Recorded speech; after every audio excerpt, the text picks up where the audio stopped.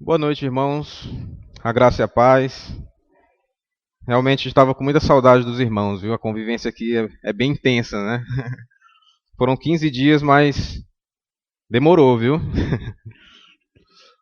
Bom, sem mais delongas, eu quero pedir que os irmãos abram suas Bíblias no segundo livro de Reis, capítulo 5. Nós faremos uma breve leitura a respeito de um dos milagres de Eliseu. Segundo livro de Reis, capítulo 5. Gostaria de fazer uma oração antes. Pai querido, quero te agradecer, Senhor, por esse tempo. Obrigado pela tua graça e misericórdia, Senhor. Obrigado pelo teu amor, Pai, para com as nossas vidas, Senhor. Que o Senhor possa continuar, Pai, nos ensinando, nos corrigindo, Pai, nos disciplinando, Pai. E que a tua vontade seja sempre feita, Pai, em nossas vidas. Que o Senhor possa nos ensinar a negar a nossa carne, a negar os nossos desejos pecaminosos, para que o teu nome seja glorificado. Nos abençoa nessa noite e que a tua palavra, Senhor, seja pregada com fidelidade, Senhor. Te peço que o teu Espírito Santo esteja nos iluminando, Pai, nessa noite. E que nenhuma palavra volte vazia, Pai. Em nome de Jesus, amém. Antes de começar, eu já peço perdão aos irmãos, porque eu ainda estou com uma tosse de cachorro. Então, durante a mensagem, pode ser que ocorra aí várias vezes de eu ter essa tosse. Mas gostaria de fazer a leitura aqui da primeira parte, né? Que seria do versículo 1 até o versículo 7. Antes disso, vamos falar um pouquinho sobre o livro de Reis. O livro de Reis, ele aborda a história de duas nações, sobre dois grupos de reis, que ao decorrer da leitura de Reis, você observa que há uma degradação, um declínio da sociedade ali de Israel e Judá, certo? Com isso, nós vemos também que há uma idolatria, há uma série de erros por falta da inobservância da aliança feita em Deuteronômios. Então nós vemos que essa degradação, ela faz com que essa sociedade seja direcionada ao cativeiro. No caso aqui, o cativeiro da Babilônia. O livro de Reis, ele era somente um. Somente depois é que ele foi dividido em primeiro livro de Reis e segundo livro de Reis. Mas o principal objetivo desse livro é que ele tem o objetivo de ensinar a comunidade que ali estava no exílio o porquê que Deus havia permitido esse exílio. Por que Deus havia permitido que a nação escolhida por ele sofresse, passasse por esse cativeiro, por esse exílio. Por que eles estavam passando por tudo aquilo? Afinal, era a nação escolhida por Deus. A triste realidade é que, durante a narrativa do livro de Reis, nós vemos que todos os reis de Israel e a maioria dos reis de Judá fizeram o mal aos olhos do Senhor. Durante a narrativa do segundo livro de Reis, nós vemos uma figura que se destaca, que é o profeta Eliseu. O profeta Eliseu, ele é discípulo e sucessor do profeta Elias. E o seu ministério é marcado de muitos milagres. Ele foi realmente um operador de milagres. Operou milagres a todos os tipos de pessoas, de diversas necessidades. E a mensagem de hoje será baseada em um dos seus milagres, que foi a cura de Naamã, através do profeta Eliseu. Quem era Naamã? Naamã era um gentio, comandante do exército sírio, era um inimigo da nação de Israel e havia raptado meninas israelitas também, tomou-as como escravas. Mas também era um leproso, que havia sido colocado de lado em isolamento. Ele ficou ali de quarentena, meio que inutilizado, né? Porque ninguém queria o convívio com ele, as pessoas tinham medo de ser contagiadas de lepra. Então, apesar da sua alta posição, da sua riqueza, do cargo que ele tinha, né, do respeito que ele tinha, ele era um leproso inválido. E a experiência de Naamã com Eliseu ilustra para nós o título da mensagem de hoje, que é a graça de Deus sobre os pecadores perdidos. Gostaria de fazer a leitura, então, do versículo 1 ao versículo 7, que os irmãos possam acompanhar. Naamã, comandante do exército do rei da Síria, era muito respeitado e honrado pelo seu senhor, pois por meio dele o Senhor dera vitória à Síria. Mas esse grande guerreiro ficou leproso. Ora, tropas da Síria haviam atacado Israel e levado cativa uma menina, que passou a servir à mulher de Naamã. Um dia ela disse à sua senhora: se o meu senhor procurasse o profeta que está em Samaria, ele o curaria da lepra. Naamã foi contar ao seu senhor o que a menina israelita dissera. O rei da Síria respondeu: vá, eu lhe darei uma carta que você entregará ao rei de Israel. Então Naamã partiu, levando consigo 350 quilos de prata, 72 quilos de ouro e 10 mudas de roupas finas. A carta que levou ao rei de Israel dizia: junto com esta carta estou te enviando o meu oficial Naamã, para que o cures da lepra. Assim que o rei de Israel leu a carta, rasgou as vestes e disse: por acaso sou Deus capaz de conceder vida ou morte? Porque este homem me envia alguém para que eu o cure de lepra. Vejam como ele procura um motivo para se desentender comigo. Então, essa é a primeira parte, do versículo 1 ao versículo 7, que tem como o tópico: o Senhor usa os seus servos para atingir os seus propósitos, do versículo 1 ao versículo 7. Então, meus irmãos, o fato ocorrido sobre a história de Naamã leva-nos a ter uma tendência, né, a olhar somente para o milagre que foi feito na vida de Naamã.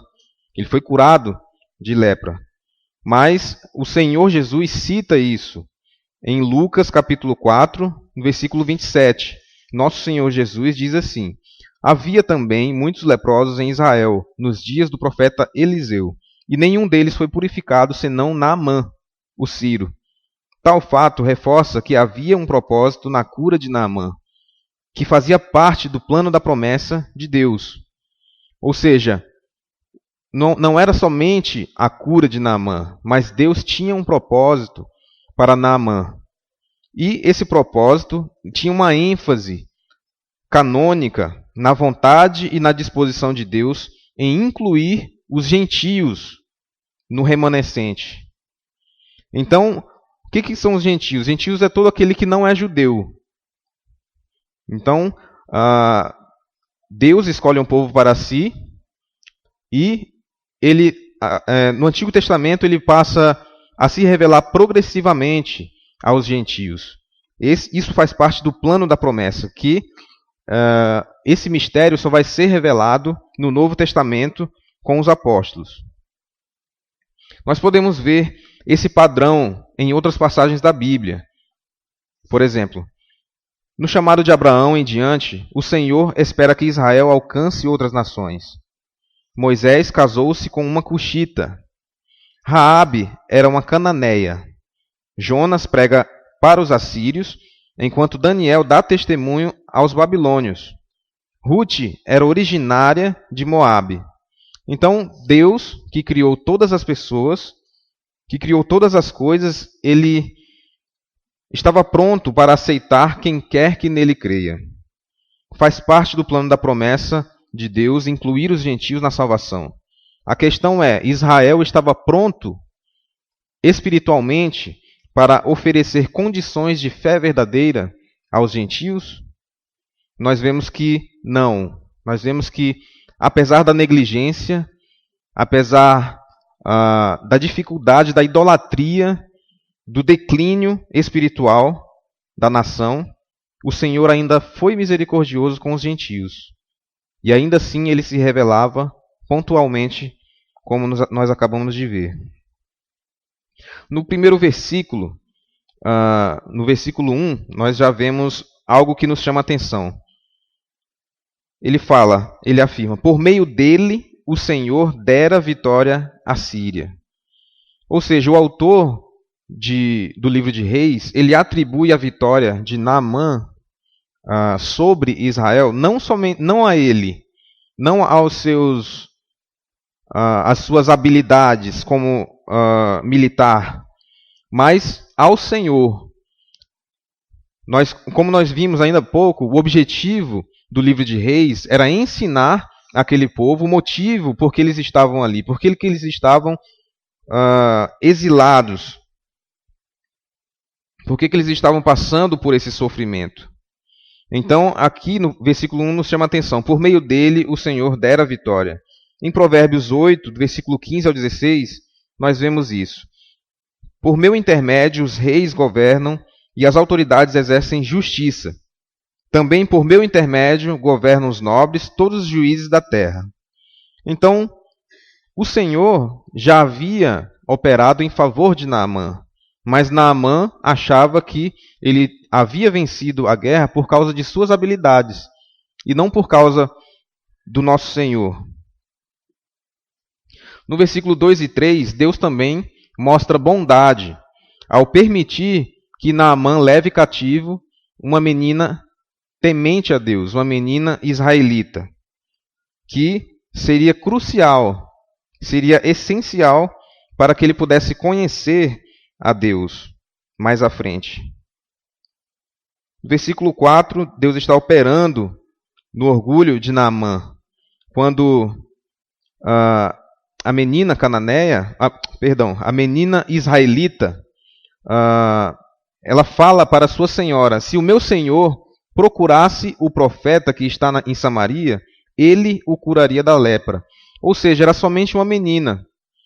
E por mais que ela soubesse, tivesse entendimento do Senhor, para ele, que não conhecia Deus, era apenas uma menina que não tinha experiência. Então ele poderia muito bem rejeitar o seu conselho. Poderia falar, essa menina está louca, ela nem viveu ainda da vida para poder saber, para poder me aconselhar. Mas Deus começa a destruir, começa a quebrar o orgulho de Naamã. Primeiro porque ele era leproso. Segundo porque a menina havia dado um conselho por meio de sua esposa. E terceiro porque ele leva esse conselho até o seu rei, até o seu superior. É mais uma etapa que ele tem que vencer para quebrar o seu orgulho. Ele precisa levar até alguém superior e falar, olha, uma menina disse que se eu fosse ao profeta de Israel, ele me curaria. E aí o rei aceitou.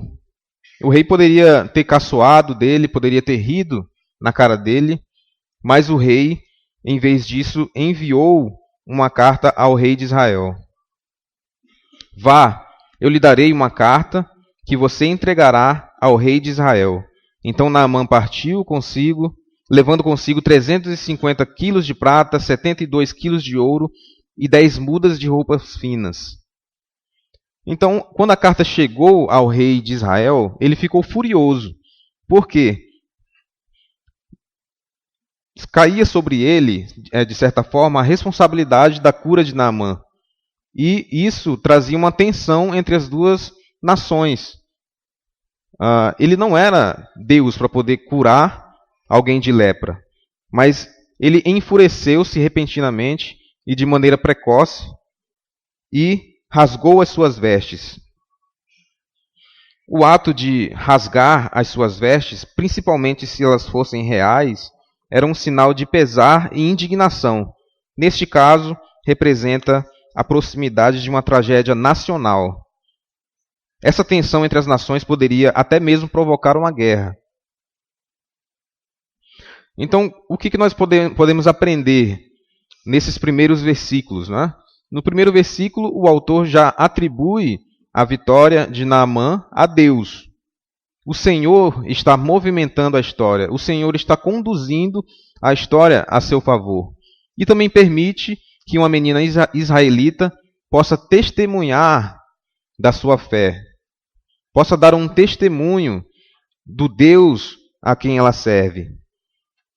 E nos chama atenção também ao valor do nosso testemunho, o valor do simples testemunho, porque ela não disse muitas coisas, ela não se aprofundou em coisas, ela não falou sobre os atributos de Deus, nem nada muito complexo. Ela simplesmente falou: se o meu Senhor procurasse o profeta que está em Samaria, ele o curaria da lepra. Então, muitas vezes nós ficamos calados com medo de falar da palavra de Deus, falar do Deus que nós conhecemos, porque ou nos sentimos inferiores, ou nos sentimos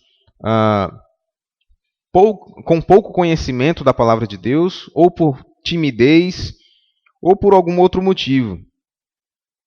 Mas nós não devemos nos acovardar, devemos ter ousadia e falar daquilo que Deus já falou em nossas vidas. Com certeza aqui, todos que conhecem a Deus já passaram pelo milagre da regeneração. Então, isso não é pouca coisa, é muita coisa. Você saiu de uma condição de morto para uma condição de vivo. Isso já é muita coisa. Se você fala poucas coisas a respeito de Deus, já é o início de uma conversa, de algo mais aprofundado. Então, nós devemos falar, devemos testemunhar com as nossas palavras e com as nossas ações também. Talvez se o procedimento daquela menina fosse ao contrário, fosse uma pessoa que não honrasse a sua senhora e o seu senhor, talvez eles não dessem atenção a ela e nem acreditassem no seu conselho. Mas eles acreditaram e tomaram o conselho para si. Deus cuida de nós, Deus está no controle de todas as coisas. Naamã era conhecido como um general bem-sucedido nas batalhas. Mas o que ele não sabia é que ele mesmo era somente um instrumento nas mãos de Deus.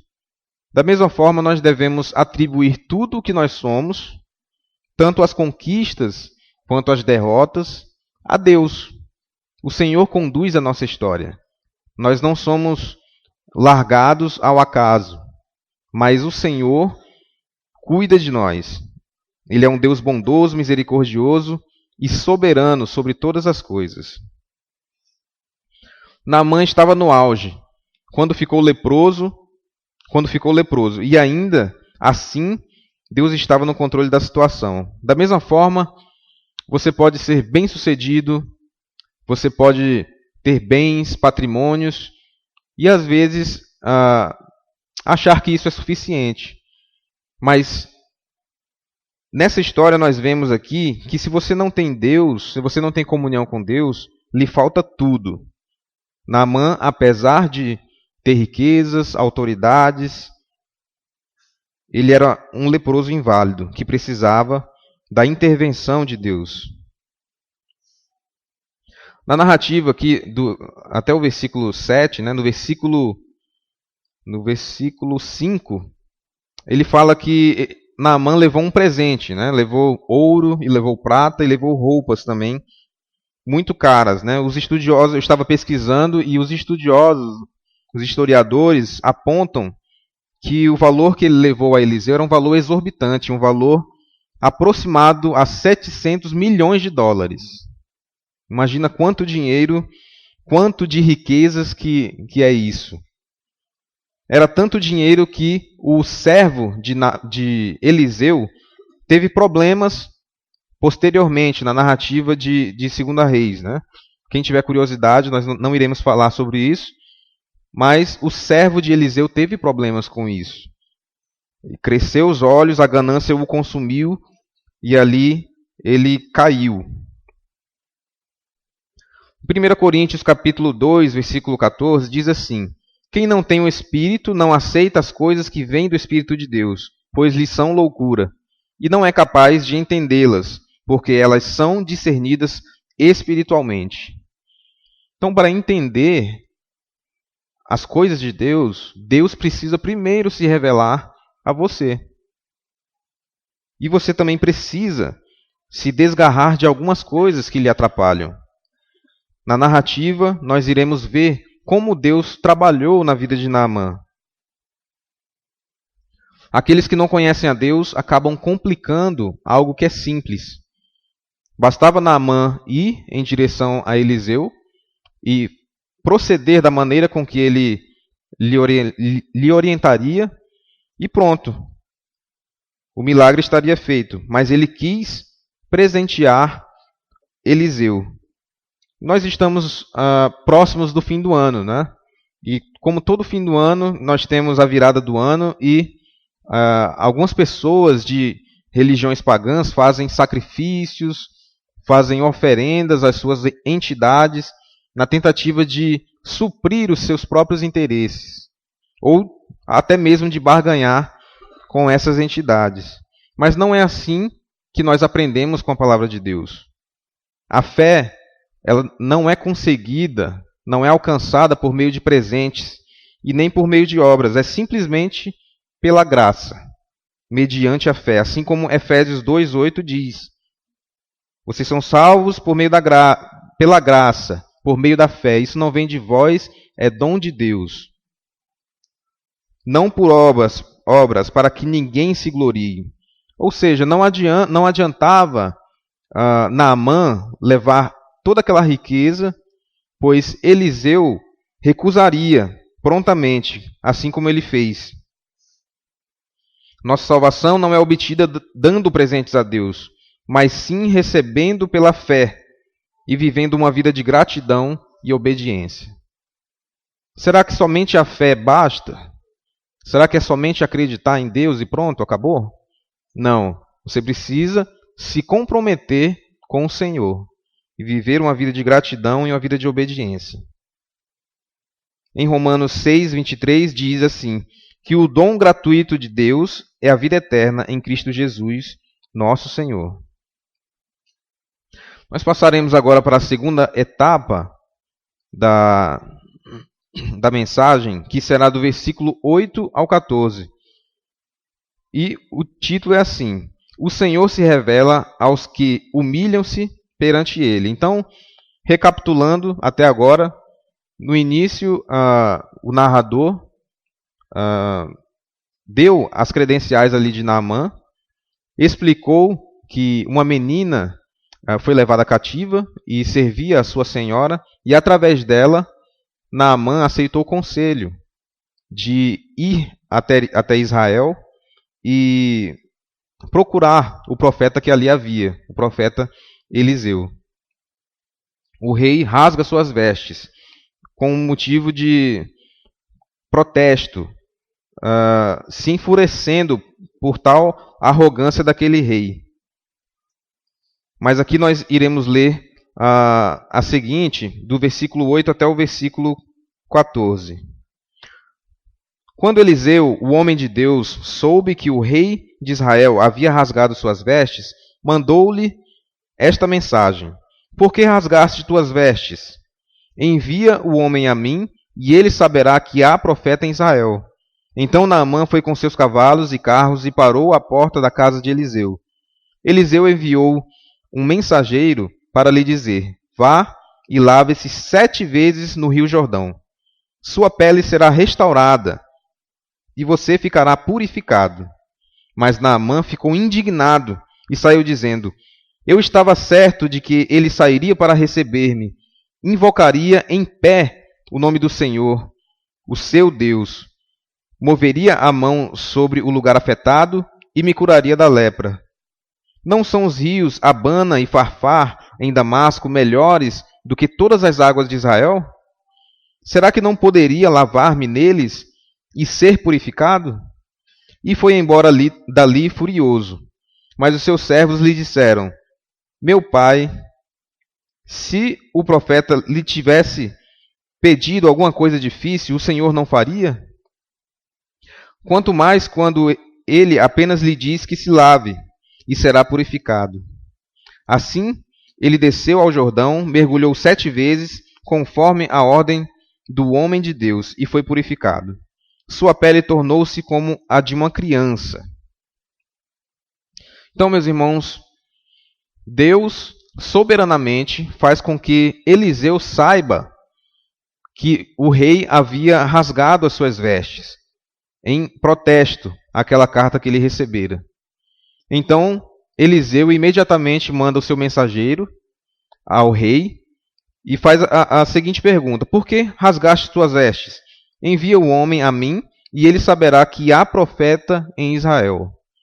Ou seja, fazendo isso, ele estava evitando uma tensão entre as duas nações, a Síria e Israel. Estaria evitando uma série de problemas que poderiam vir. Mas ele não fez isso por causa do rei e nem fez isso por causa de Naamã.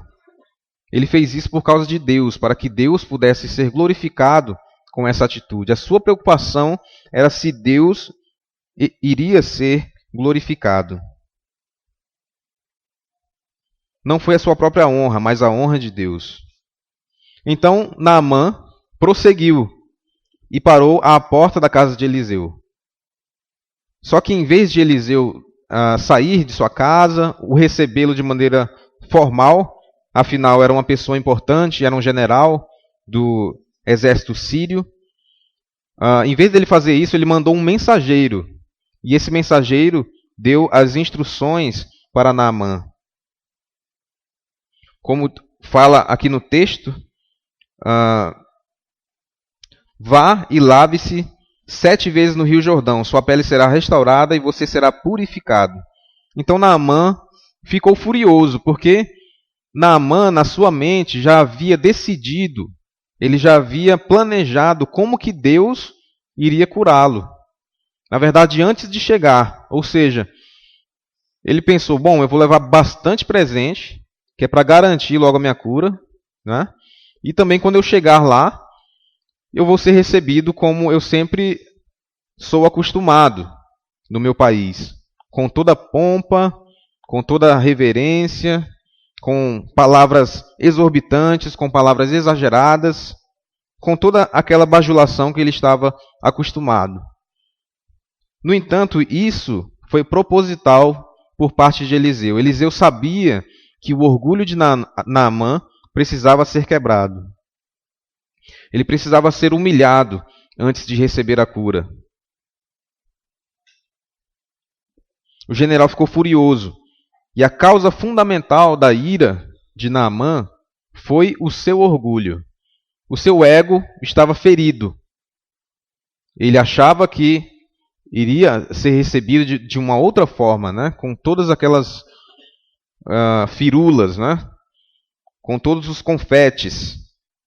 Mas Deus estava quebrando Naamã, estava quebrando o orgulho de Naamã, estava o humilhando perante ele. Ele havia decidido em sua mente como o profeta iria curá-lo. Então ele dá meia volta e vai embora. No entanto, ele ouve o conselho dos seus servos e reconhece o seu erro. Então, nesses poucos versículos que nós lemos, nós fazemos muito isso. Nós planejamos na nossa vida sem consultar o nosso Senhor. Fazemos o nosso planejamento. Se nós temos uma doença ou estamos passando por alguma dificuldade, nós já mentalizamos, já escrevemos aquilo que Deus vai fazer para nós. E não temos dificuldade em nos submeter à vontade dele, assim como Naamã.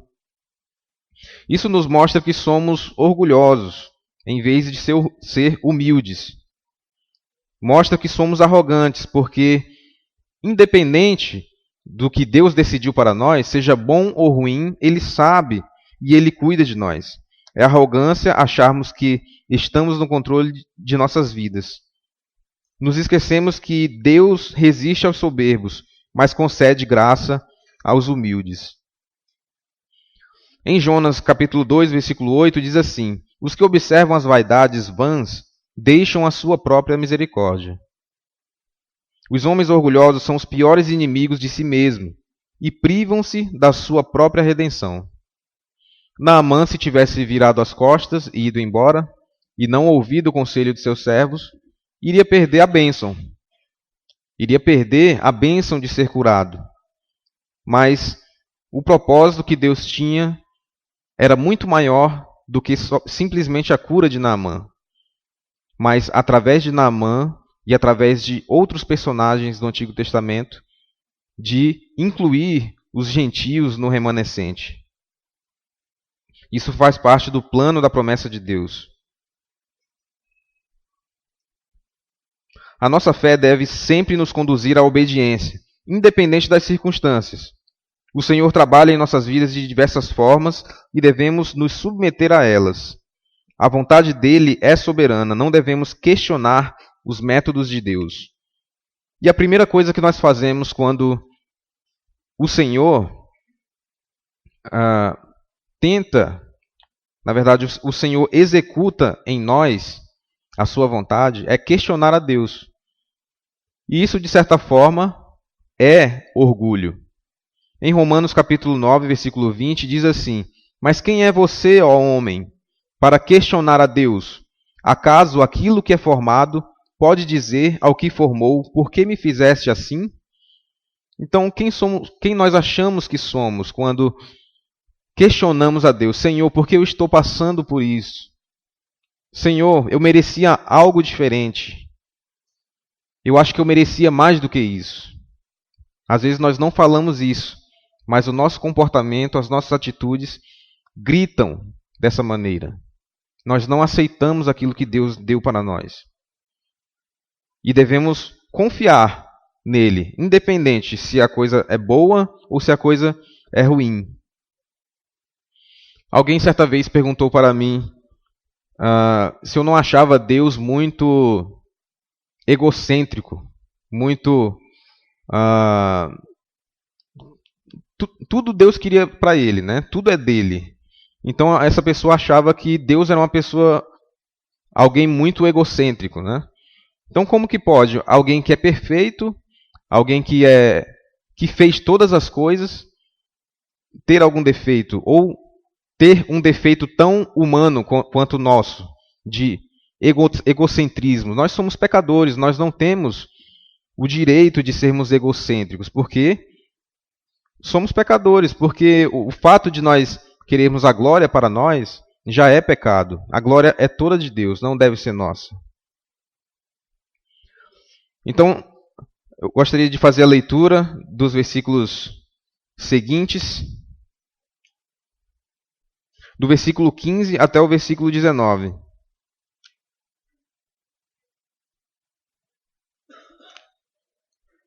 Então Naamã e toda a sua comitiva voltaram à casa do homem de Deus. Ao chegar diante do profeta, Naamã lhe disse: Agora sei que não há Deus em nenhum outro lugar, senão em Israel. Por favor, aceita um presente do teu servo. O profeta respondeu: Juro pelo nome do Senhor, a quem sirvo, que nada aceitarei. Embora Naamã insistisse, ele recusou.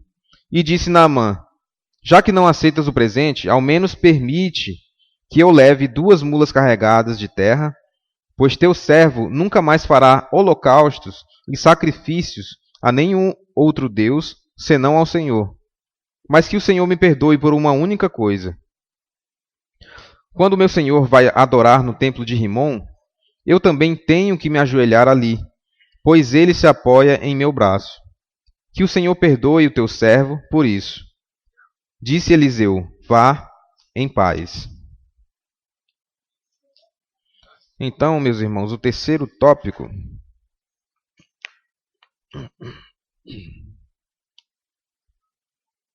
a gratidão e compromisso com o Senhor são evidências de fé verdadeira. Deixa eu tomar um pouquinho de água.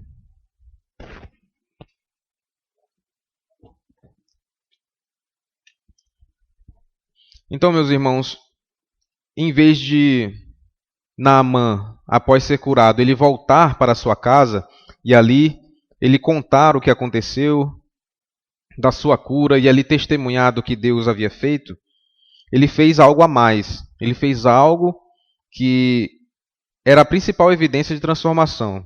Ele voltou até o profeta Eliseu e ele agradeceu.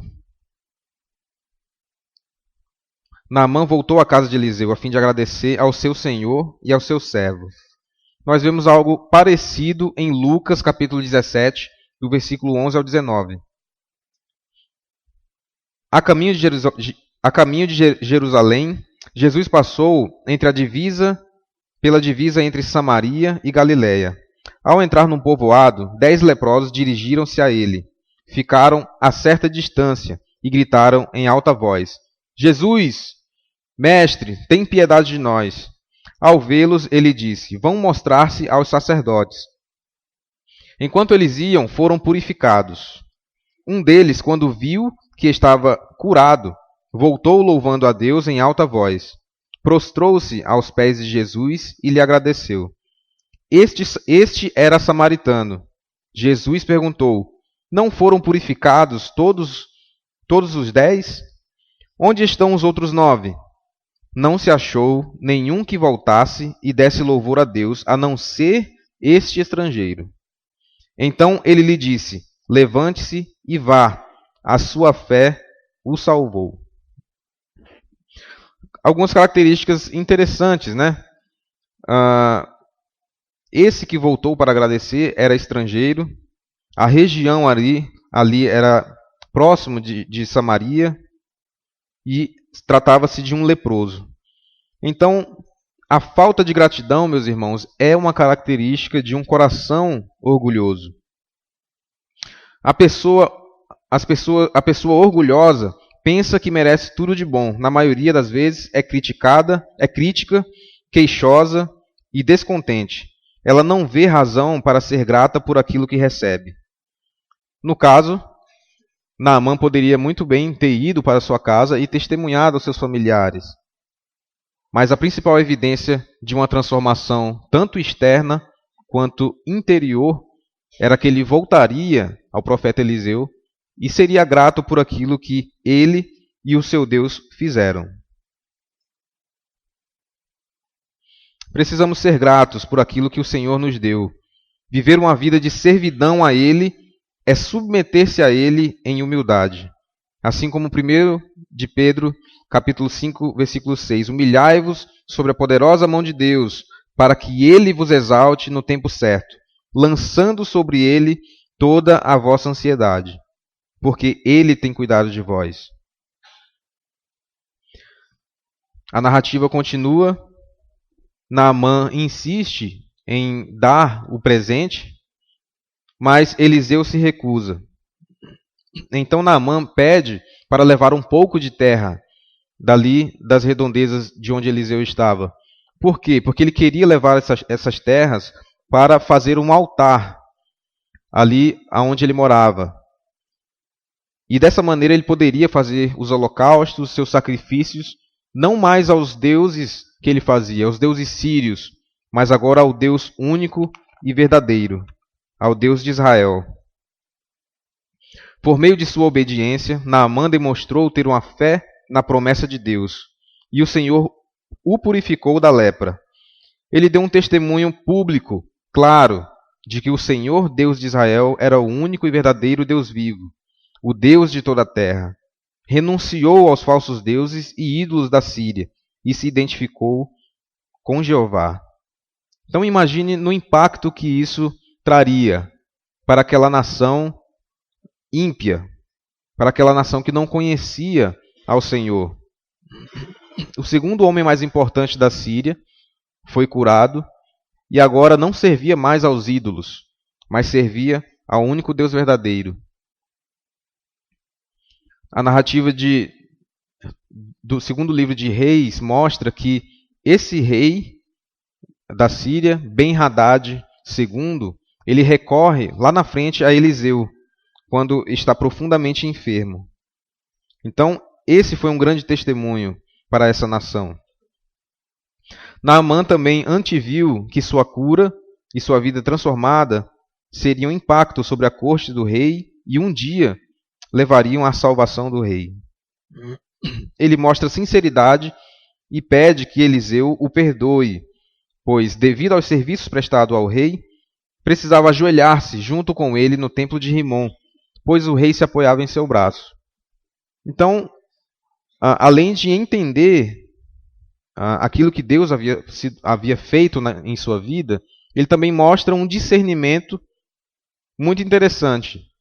Ele pede perdão a Eliseu, porque dentro de suas atribuições, quando o rei vai adorar ao deus Rimon, ele se ajoelha e aí ele se apoia em Naamã. Então, ele pede perdão por isso, porque ele não vai fazer aquilo de coração, mas ele vai fazer aquilo porque ele é um servo do rei.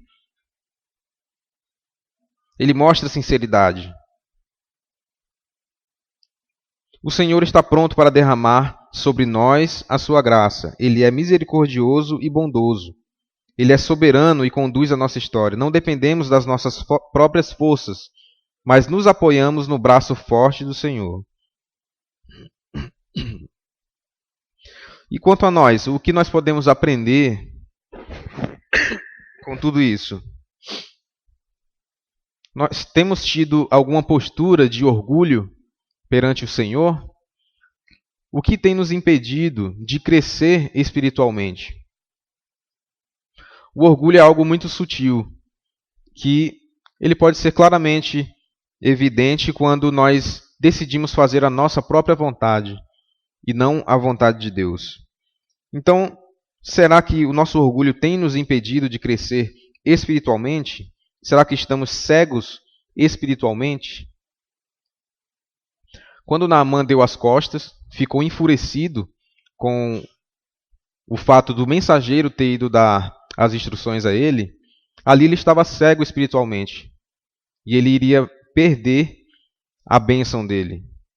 No entanto, a providência de Deus era maior do que somente a cura de Naamã. E ali o seu orgulho foi quebrado.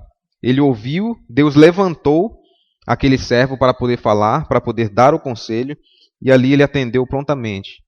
Às vezes nós perdemos muitas coisas, deixamos de aprender muitas coisas, deixamos de nos edificar por causa do nosso orgulho, porque não estamos percebendo o que está à nossa frente. Estamos cegos espiritualmente. Podemos ser salvos e, ao mesmo tempo, nos deixar levar pelo orgulho. E o orgulho nos cega, nós não conseguimos ver um palmo à nossa frente.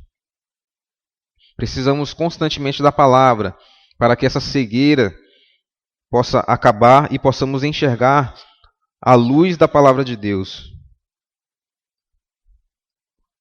Será que estamos cegos espiritualmente?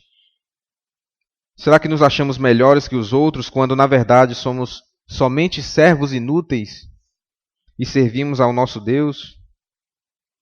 A transformação do meu orgulho começa quando eu declaro para Deus: seja feita a tua vontade e não a minha. Ainda que doa, apesar das circunstâncias, apesar que aquilo seja desfavorável para mim futuramente, mas eu estou fazendo a vontade de Deus. Então, essa atitude é uma atitude que você se coloca em humilhação perante o Senhor. Gostaria de finalizar aqui com o Salmo 116, do versículo 12 ao 13. Que darei eu ao Senhor por todos os benefícios que me tem feito? Tomarei o cálice da salvação e invocarei o nome do Senhor. Que sejamos gratos, pois Ele tem cuidado de nós. Amém? Vamos orar. Pai querido, nós te agradecemos pelo teu amor, Senhor, pela tua providência em nossas vidas. Obrigado porque constantemente, ó Pai, estamos diante da tua palavra, Senhor. Obrigado porque o Senhor tem levantado pessoas, ó Pai, para pregar o teu evangelho, para falar com fidelidade, ó Pai, da tua palavra aos nossos redores. Se não vemos, ó Pai, é porque o problema está em nós. Nos ajuda, Pai, a renunciar à nossa carne, a renunciar às nossas vontades e, enfim, renunciar ao nosso orgulho, Pai. E a viver uma vida de humildade, Pai, perante o Senhor. que possamos demonstrar, ó Pai, a humildade em nossas vidas, ó Pai, como adoração ao Senhor, Pai. Como um exemplo, Pai, de amor ao Senhor. Nos ajuda nas nossas limitações, ó Pai. Te agradecemos no nome de Jesus. Amém.